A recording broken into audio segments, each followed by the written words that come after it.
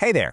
So, what if some of the habits you've been told are flaws, the very things you might try to hide, are actually signals of a really powerful and deeply engaged mind? Well, today we're diving right into that fascinating idea. Let's get to it. Have you ever been called an overthinker? Maybe a little too impatient? Or has someone, side-eyed your messy desk? We're all taught to see these traits as negatives, right? Things we need to fix. But what if that's all wrong? What if, instead of being flaws, they're actually the building blocks of a brilliant mind? And this is really the core idea we're going to explore, because psychology suggests that some behaviors we label as anxious or disorganized or even rude are actually signs of a brain that's just moving 5 steps ahead of everyone else. So we're going to reframe 7 of these so-called flaws and uncover the genius that's hiding inside. Okay, first up, we're going internal. We're going to look at the incredible processing that's happening inside your head, the stuff that is so often misunderstood by the outside world. Let's kick things off with overthinking. It feels like this endless spiral of anxiety, doesn't it? But psychologically, it can be seen as something called mental rehearsal.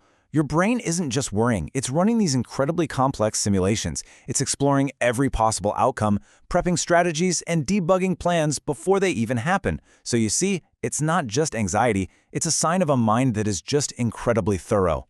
And what about self-doubt? It is so easy to write this off as just a lack of confidence. But what if it's actually a sign of some serious wisdom? I mean, think about it. Many of history's greatest thinkers were fueled by doubt. Not because they were insecure, but because they had this really powerful trait called intellectual humility.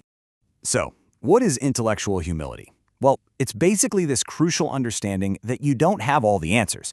And that awareness, it doesn't hold you back. It actually propels you forward. It's the thing that drives a relentless search for knowledge and, honestly, protects you from the arrogance of just being certain all the time. It's a true intellectual superpower. Okay, so we've looked inside the mind. Now let's see how that powerful inner world actually shapes our external environment. We're shifting focus to those unconventional work habits, the ones that might look a little chaotic from the outside, but are actually a creative engine. The messy desk, the classic sign of a scattered mind. Or so we're told. But you know what? Research actually suggests the total opposite. A disorderly environment can break us free from conventional thinking. That little bit of visual chaos can spark new connections and lead to creative breakthroughs that a sterile, perfectly organized desk just can't. You see, for a creative mind, that mess isn't a flaw in the system. It is the system. Yeah, it's a feature, not a bug, and it's designed to spark brand new ideas. It's funny how often we see this next one in movies to show that a character is a bit odd. But talking to yourself out loud, it's not a sign of eccentricity. It's actually a really powerful tool for sharpening your own thinking. Here's kind of how it works. First, when you say a problem out loud, you give it a concrete structure. Then, that simple act helps you organize all those scattered thoughts into a more linear path. And the result? You achieve this level of clarity and focus that would have been almost impossible if you kept it all just swirling around in your head.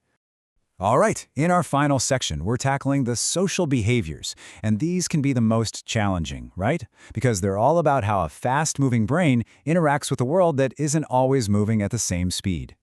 Impatience. Man, it often comes across as rude, but it frequently comes from something called a cognitive speed mismatch. See, your brain has already processed the information, it's connected the dots, and it's jumped 5 steps ahead while everyone else is still on step 1. That frustration you feel? It isn't about being mean, it's about a fundamental difference in processing speed. Think of it this way. Your brain is like a supercomputer that's being forced to work with an old dial-up modem. That feeling of intense frustration, that's the cognitive speed mismatch. It's really just a sign your brain is firing on all cylinders, even if it causes a little social friction now and then. Next up, questioning authority. Look, this isn't about rebellion just for the sake of it. It's about a deep, deep need for independent reasoning. A highly intelligent person doesn't just accept rules. They need to understand the logic and the why behind them. And if the reasoning is flawed, you bet they'll challenge it. Not to be difficult, but to find a better, more logical way forward. And finally, social withdrawal. This is often seen as being aloof or even antisocial, but it's frequently a vital need for what we call creative restructuring. Processing complex ideas and generating groundbreaking insights requires intense focus. That time alone isn't about avoiding people, it's about creating the mental space that's needed for real innovation to happen. So after reframing all of these behaviors, What's the big takeaway here? Well, it's all about making a crucial shift in perspective, learning how to turn these misunderstood traits into your most powerful assets. So this is your new toolkit. That overthinking, that's really mental rehearsal. Your self-doubt, that's intellectual humility. That messy desk is a creative catalyst. And talking to yourself, that's a cognitive clarifier. Your impatience just signals a rapid processor. Questioning rules makes you an independent thinker. And needing your space makes you a deep innovator. Because at the end of the day, genius just doesn't fit into a neat little box. It's not always about perfect grades or a tidy office. Real intelligence thrives in the complex, sometimes chaotic process of thinking and creating and questioning absolutely everything. So, I'll leave you with this question.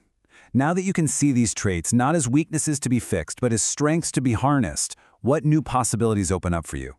What will you create or solve or achieve by finally embracing your own unique brand of genius?